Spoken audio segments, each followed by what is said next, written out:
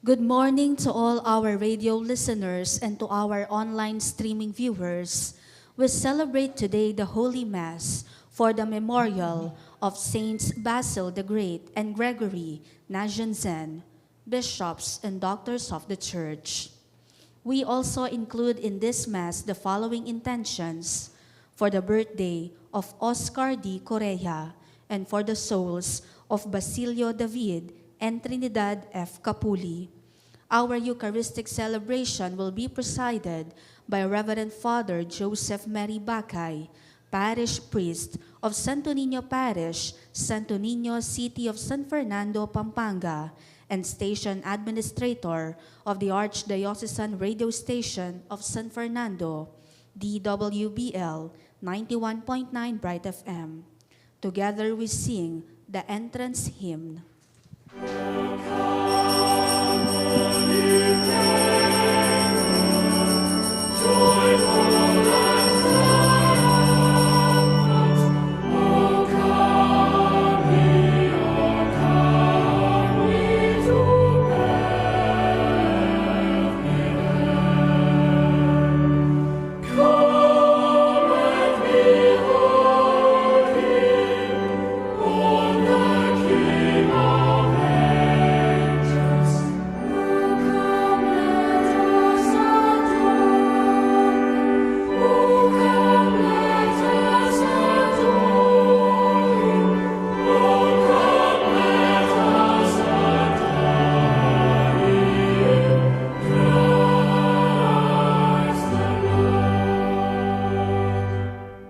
In the name of the Father, and of the Son, and of the Holy Spirit. Amen. The grace and peace of God our Father, and our Lord Jesus Christ, and the communion of the Holy Spirit be with you all. And with your spirit. Good morning, my dear brothers and sisters.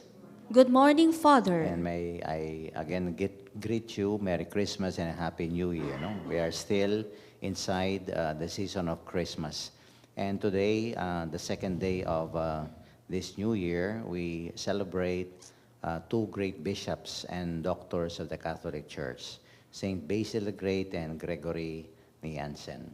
And in order for us to make ourselves worthy of this celebration in silence, let us now call to mind our sins, and we beg the Lord for his pardon and strength. Together we say, I confess to Almighty God, and to you, my brothers and sisters, that I have greatly sinned in my thoughts and in my words, in what I have done and in what I have failed to do, through my most grievous fault. Therefore I ask Blessed Mary, ever Virgin, all the angels and saints, and you, my brothers and sisters, to pray for me to the Lord our God. May Almighty God have mercy on us, forgive us our sins, and lead us to everlasting life. Amen. Lord, have mercy. Lord, have mercy. Christ, have mercy. Christ, have mercy. Lord, have mercy. Lord, have mercy. Let us pray, O God, who were pleased to give light to your church by the example and teachings of the Bishop Saints Basil and Gregory.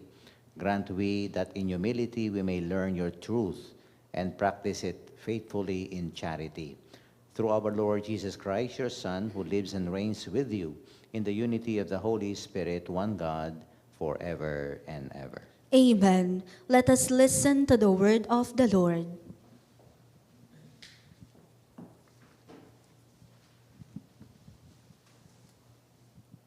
A reading from the book of John. Beloved, who is the liar? Whoever denies that Jesus is the Christ. Whoever denies the Father and the Son, this is the Antichrist. Anyone who denies the Son does not have the Father, but whoever confesses the Son has the Father as well. Let what you heard from the beginning remain in you. If what you heard from the beginning remains in you, then you will remain in the Son and in the Father. And this is the promise that he made us, eternal life. I write you these things about those who would deceive you.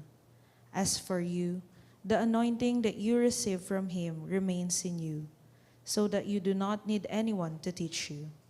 But his anointing teaches you about everything and is true and not false.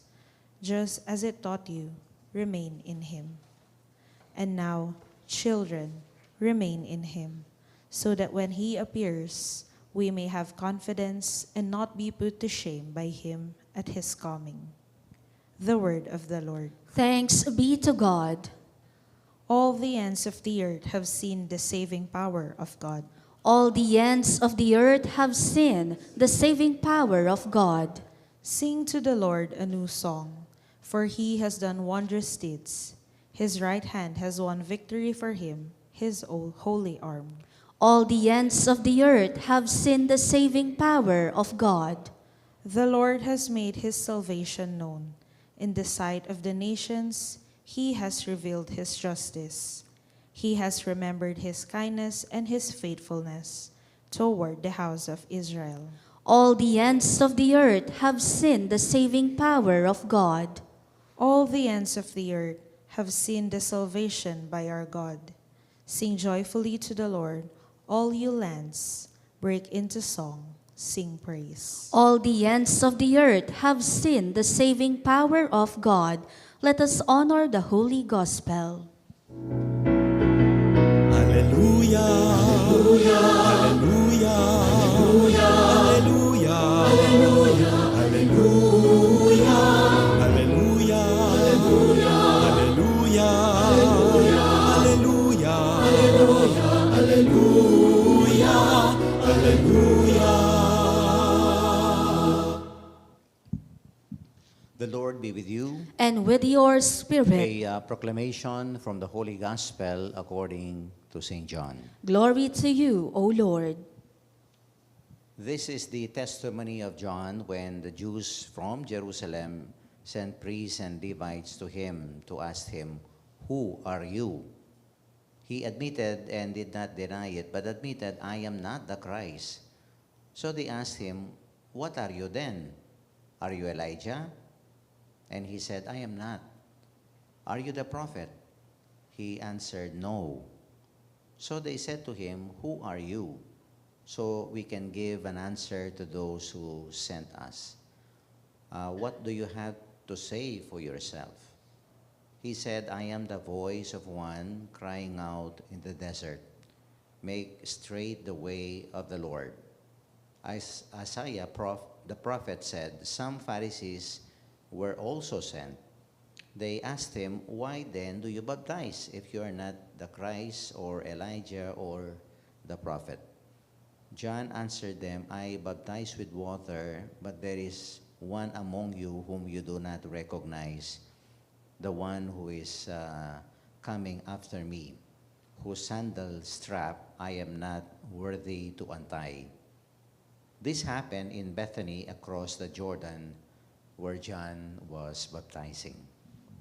My dear friends, the good news of our salvation. Praise to you, Lord Jesus Christ.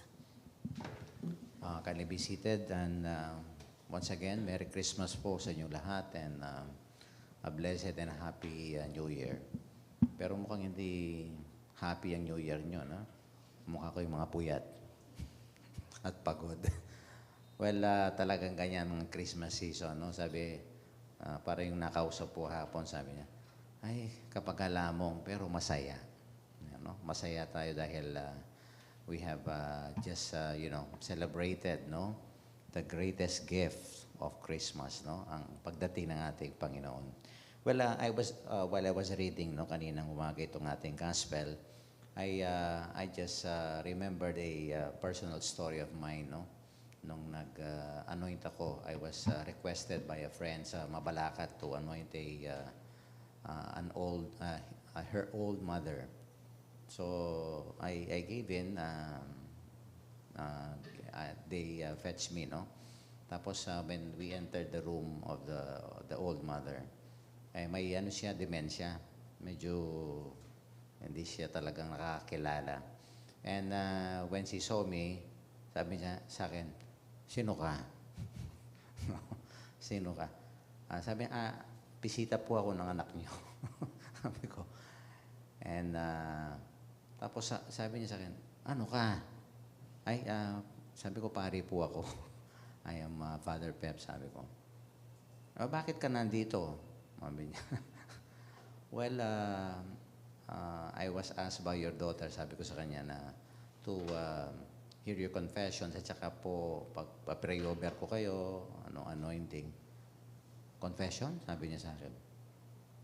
Bakit confession? Yung kung baka may mga gusto kayong pagsisiyan sa mga kasalanan ninyo. Kasalanan? Sabi niya sa akin. Wala akong kasalanan. Baka kayo mga pare, mga makasalanan kayo. Sabi niya sa akin, no? And I was taken aback. Ay, opo, sabi ko naman. But I continued, the anointing, no, praying over.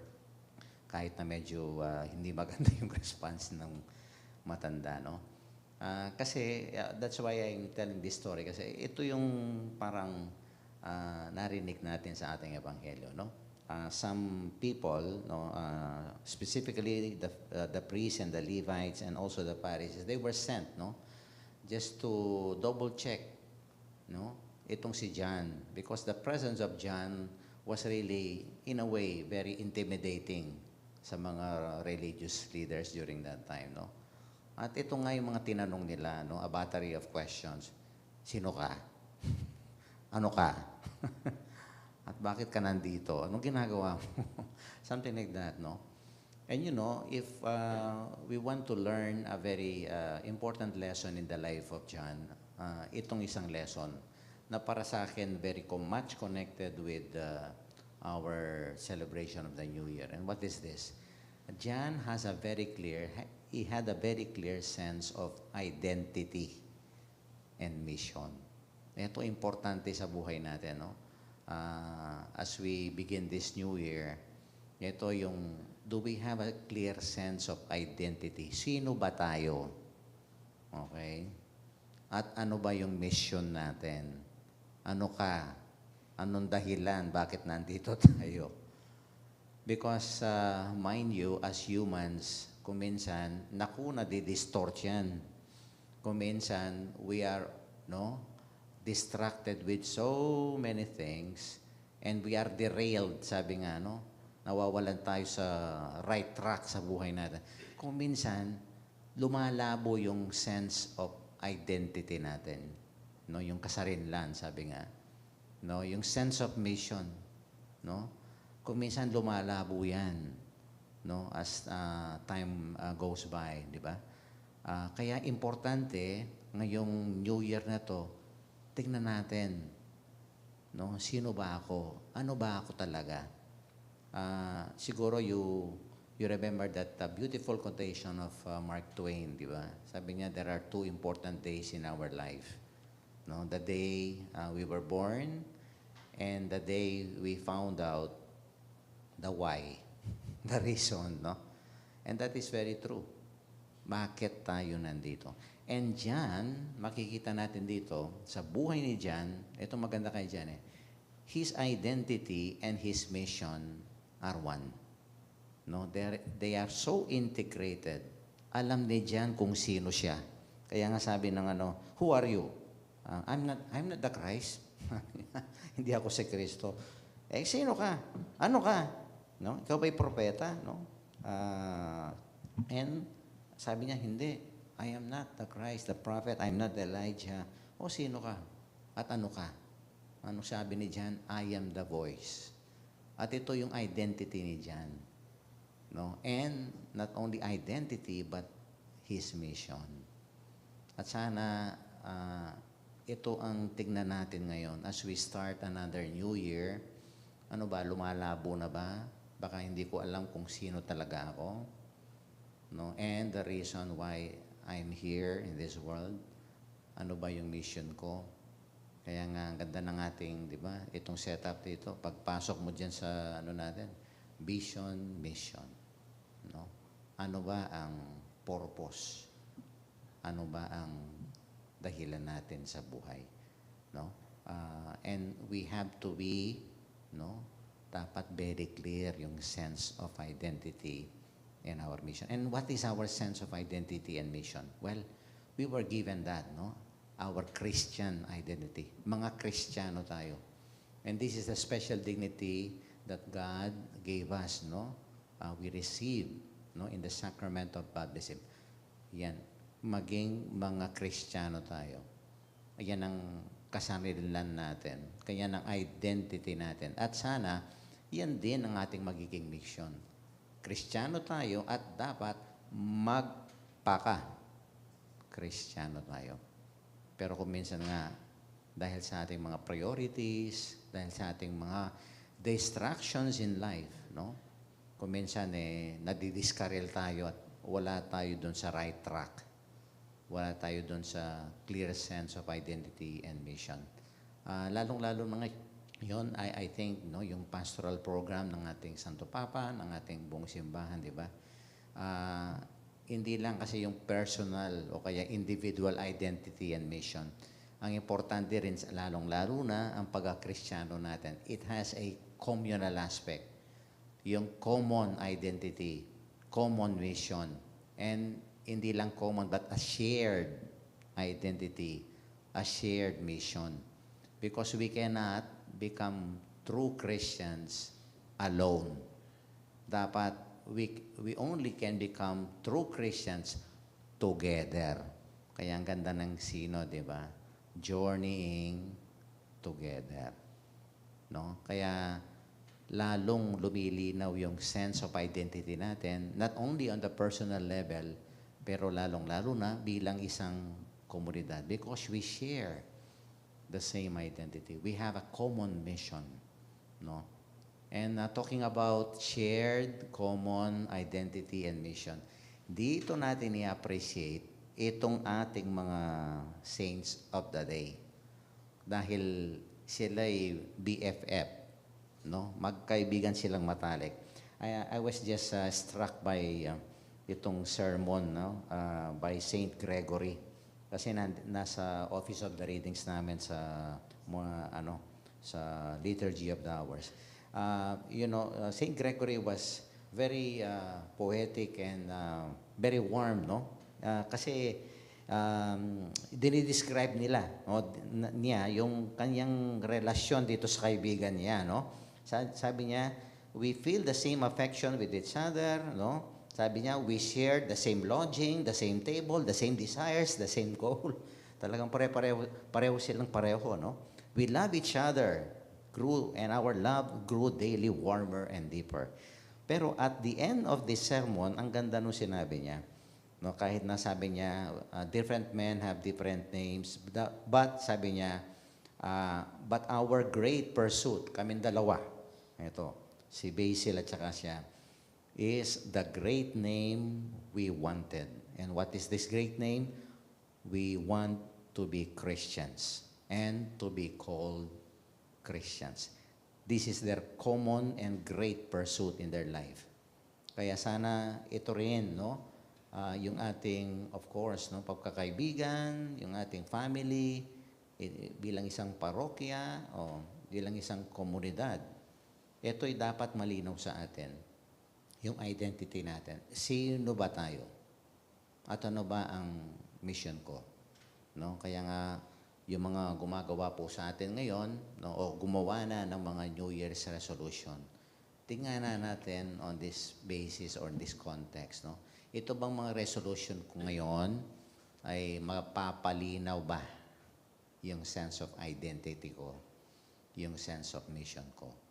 At sana magpatuloy tayo, hindi lang sa personal level, pero on the communal level, no? Just like John, who had a clear sense of identity and mission. Tayong lahat ay tinawag ng Diyos bilang mga Kristiyano. At sana yung ating mission, wherever we are, no, in our workplace, sa family, sa ating mga neighborhood, communities, no, ang ating pong mission, dalhin natin yung identity yan. Kristiyano po tayo. And I think this will, no, lead talagang to a meaningful, no, New Year na binigay sa atin ng Panginoon. Sana po ay pasalamatan natin ng Diyos, no, sa regalo ng panahon, the gift of time. You know, we have 2024 ahead of us at sana kamukha nitong dalawang BFF, no, yung best of friends. si Saint Gregory and Saint Basil. Sana po sama-sama tayo, no, to really live according to our common and shared identity and mission. Amen. Sisters and brothers, today saints devoted themselves to proclaiming the mystery of Christ to others. Let our prayer be, Lord, hear us. Kindly repeat. Lord, hear us. We pray for our Eastern Catholics whose understanding of Jesus Christ has been greatly enriched by the preaching and writings of Saint Basil and Saint Gregory, that they may devote themselves to the unity of the Church. Let us pray to the Lord.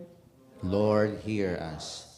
We pray for the people of Russia and the Russian Orthodox Church who honor Saint Basil as one of their patron saint, that they may embrace the cause of peace and so bring an end to the war with Ukraine. Let us pray to the Lord. Lord, hear us. We pray for our friends that we may learn from the friendship shared between Saints Basil and Saint Gregory and show respect to others and care for one another. Let us pray to the Lord. Lord, hear us.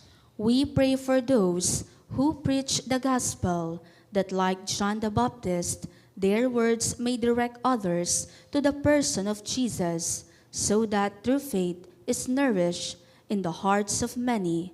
Let us pray to the Lord. Lord, hear us.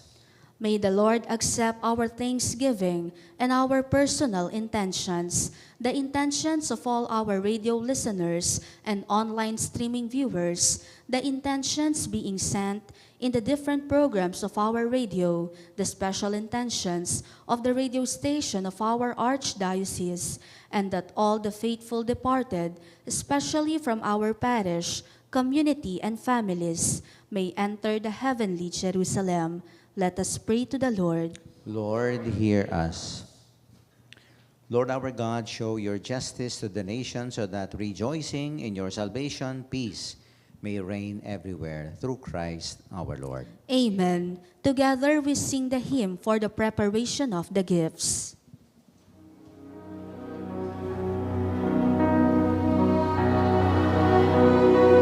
O holy night, the stars are brightly shining.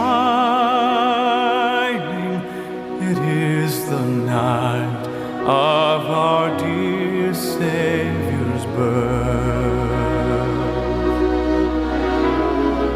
Long lay the world in sin and error pining, till he appeared and the soul felt its worth.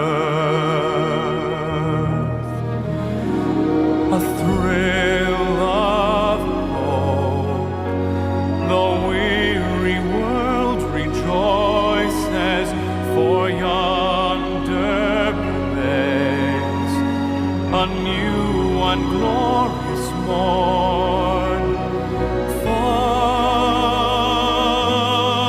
on your knees,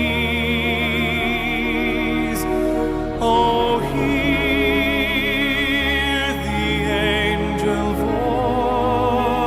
voices, oh, light divine, oh, night.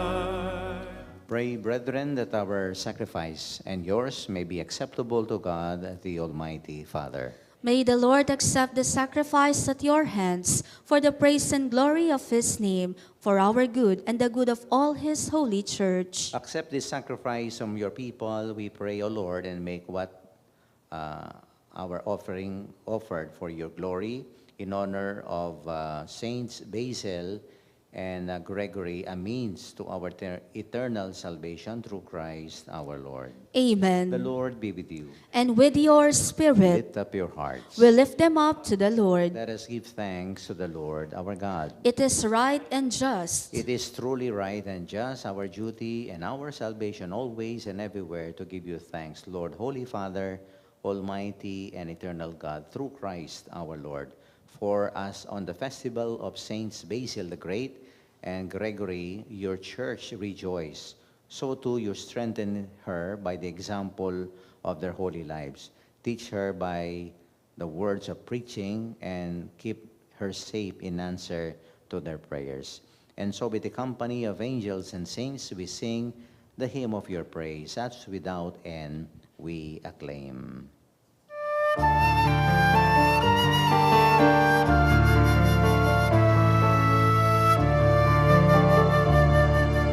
Santo, Santo, Santo, Panginoong Diyos na makapangyarihan, napupuno ang langit at lupa ng kalwalhatian mo.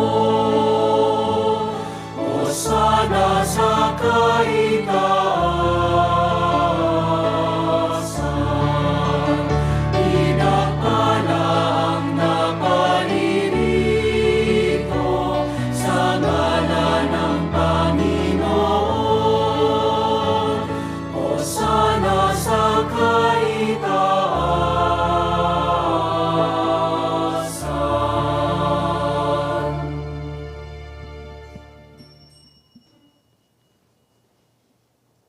As we enter and as we face this new year, let us ask for the special grace from the Lord, that sense of a clear identity, a clear sense of identity and mission, and that as Christians may we truly live up to our identity and our mission.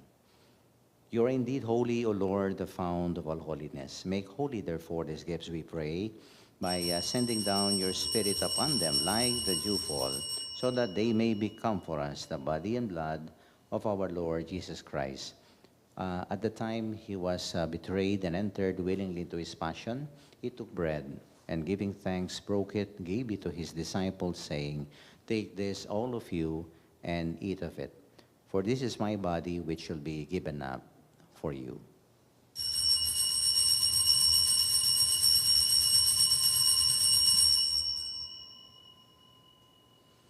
In a similar way, when supper was ended, he took the chalice, and once more, giving thanks, he gave it to his disciples, saying, "Take this, all of you, and drink from it. For this is the chalice of my blood, the blood of the new and eternal covenant, which shall be poured out for you and for many for the forgiveness of sins. Do this in memory of me."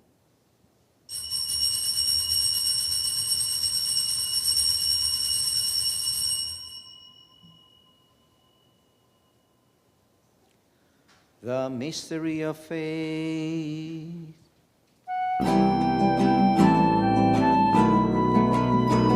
Sa krus mo at pagkabuhay, kami natubos mong tunay. Poong Jesus, Diyos naming mahal, iligtas mo kaming tanan. Poong Jesus, Diyos naming mahal, ngayon at magpakailanman. Therefore, as we celebrate the memorial of his death and resurrection, we offer you, Lord, the bread of life and the chalice of salvation, giving thanks that you have held us worthy to be in your presence and minister to you. Humbly we pray that partaking of the body and blood of Christ, we may be gathered into one by the Holy Spirit.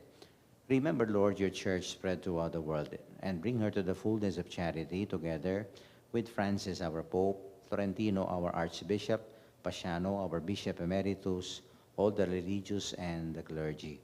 And remember also our brothers and sisters who have fallen asleep in the hope of the resurrection, and all who have died in your mercy, welcome them into the light of your face.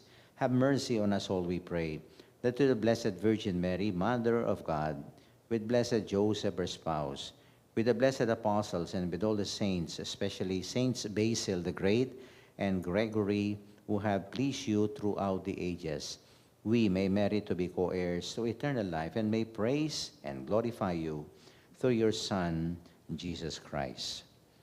Through him, with him, and in him, O God, Almighty Father, in the unity of the Holy Spirit, all glory and honor is yours forever and ever. Amen. Gathered as one family, let us now together sing the prayer our Lord Jesus himself taught us.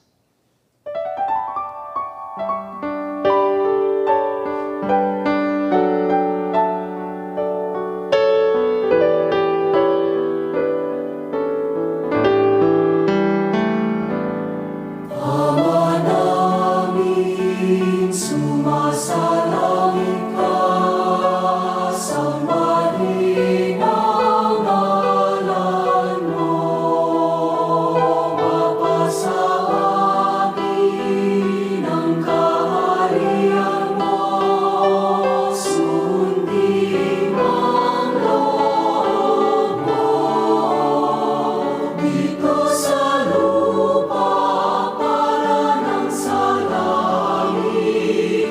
Bigyan mo po kami ngayon ng aming kakanin sa araw-araw at patawarin mo kami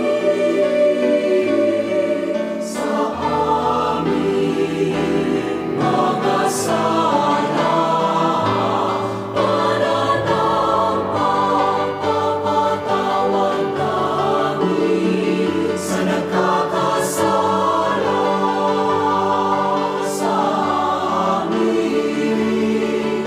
At huwag mo kaming ipahintulot sa tukso. At yadya mo kami sa lahat ng masama. Deliver us, Lord, we beg you, from every evil. Graciously grant peace in our days, that by the help of your mercy we may always be free from sin and safe from all distress, as we await the blessed hope and the coming of our Lord and Savior, Jesus Christ. For the kingdom, the power, and the glory are yours, now and forever. Lord Jesus Christ, you said to your apostles, peace I leave you, and my peace I give you. Look not on our sins, but on the faith of your church, and graciously grant her peace and unity in accordance with your will, you who live and reign forever and ever. Amen. The love and the peace of the Lord be with you all. And with your As we spirit. have a common identity and mission, let us now share the love and the peace of Christ. Peace be with you.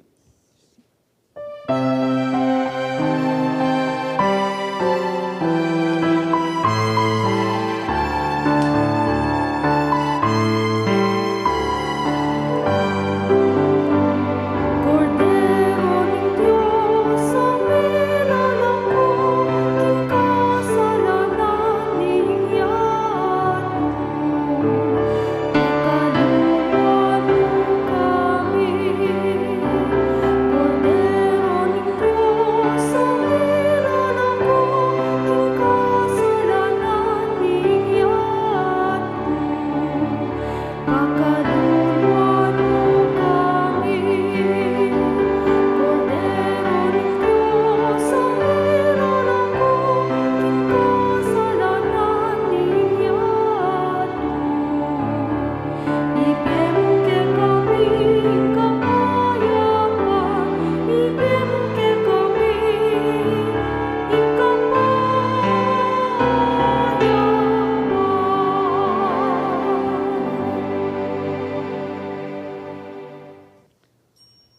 My dear friends, in front of us is our Lord Jesus Christ, the Lamb of God, the source and giver of our common and shared identity and mission as Christians. Happy are we now ready to receive Him in this Holy Communion. Lord, I am not worthy that you should enter under my roof, but only say the word and my soul shall be healed. The body and blood of Christ being a soul to everlasting life. Amen.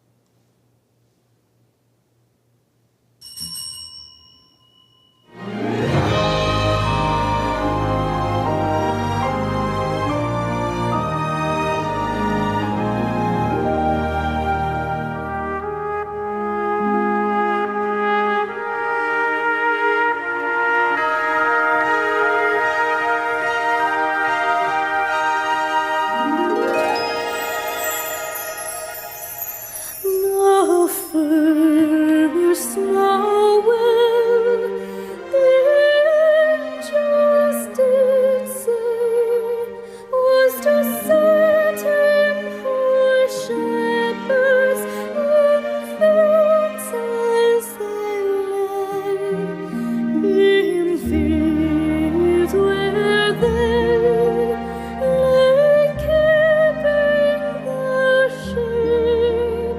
On a cold winter's night that was so deep, nowhere, nowhere, born is the King of Israel.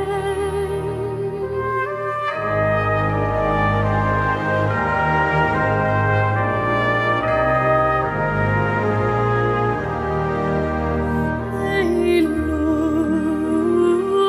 up and saw a star shining in the east, beyond them far, and to the earth it gave great light, and so it continued both day and night.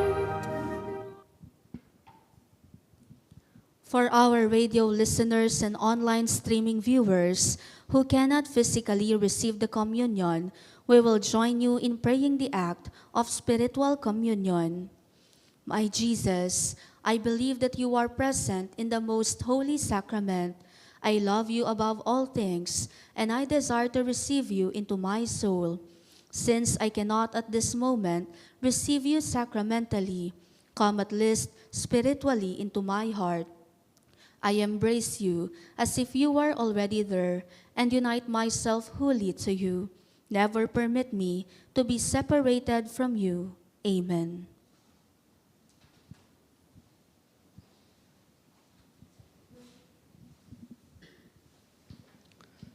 Let us pray. May partaking at the heavenly table, Almighty God, confirm and increase strength from on high in all who celebrate the feast day of Saints Basil and Gregory, that we may persevere in integrity, the gift of faith, and walk in the path of salvation you trace for us through Christ our Lord. Amen. And on behalf of the whole staff of our radio station, DWL 91.9, lahat po ng mga ating mga viewers at nakikinig, no? Via social media and of course yung ating live broadcasting. Kami po ay nagpapasalamat sa inyo, no? Sa inyong pagtangkilik sa ating radio station. At sana'y sa 2024, as we look forward, no, with hope and joy dito po sa bagong taon, walang iwanan. At dapat dumami pa tayo, no? Dumapi po yung ating mga kakaluguran. Yan, no? Ipamalita po natin, no? Na may radio station po tayo na ating isang malaking tulong sa pagunlad po ng ating pananampalataya. So to all of you, A Merry Christmas and a blessed and a Happy New Year. The Lord be with you. And with your spirit. And may Almighty God bless and keep you, the Father, the Son, and the Holy Spirit. Amen. The Eucharist has been offered. Go now in peace, and let us live up to our common and shared identity and mission as Christians. Thanks be to God.